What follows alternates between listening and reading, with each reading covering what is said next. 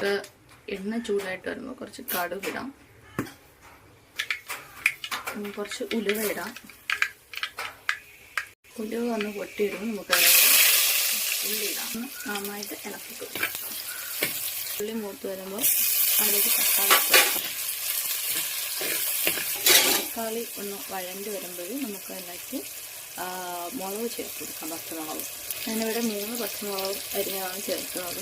നമ്മൾ എല്ലാം നല്ല വഴണ്ടിട്ടുണ്ട്. നമുക്കിതിലേക്ക് ഇനി പുളിവെള്ളം ചേർത്ത് കൊടുക്കാം.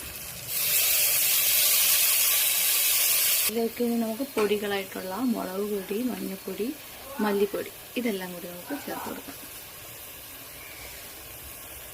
ആയിട്ടുള്ളൊരു അരപ്പ് നമുക്ക് കിട്ടും.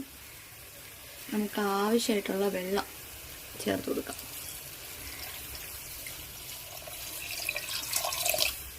നേരത്തെ എടുത്ത വെള്ളം തികയാത്തതുകൊണ്ട് കുറച്ചുകൂടി വെള്ളം ഒഴിക്കുകയാണ്. കുറച്ച് ഉപ്പ് നമ്മളിപ്പോൾ കുറച്ചൊന്ന് ആഡ് ചെയ്തതിന് ശേഷം മീൻ ഇട്ടിട്ട് നമുക്കതിന് ചേർത്ത് അഡ്ജസ്റ്റ് ചെയ്തെടുക്കാവേ. നന്നായിട്ട് തിളച്ചിട്ടുണ്ട്. നമുക്കിതിലോട്ട് മീൻ ഇട്ട് കൊടുക്കാം. ഇളക്കണ്ട, മീൻ ഒന്ന് വേവാൻ നമുക്ക് ഒരു 10-15 മിനിറ്റ് അരപ്പിക്കിടന്ന് ഒന്ന് വേവിക്കാം. എന്നിട്ട് നമുക്ക് പുളിഞ്ചിക്ക ആഡ് ചെയ്യാവേ. നല്ല ടേസ്റ്റായിരിക്കും പുളിഞ്ചിക്ക. നമുക്ക് ഒന്ന് അടച്ച് വെച്ച് ആയിട്ടുണ്ട്.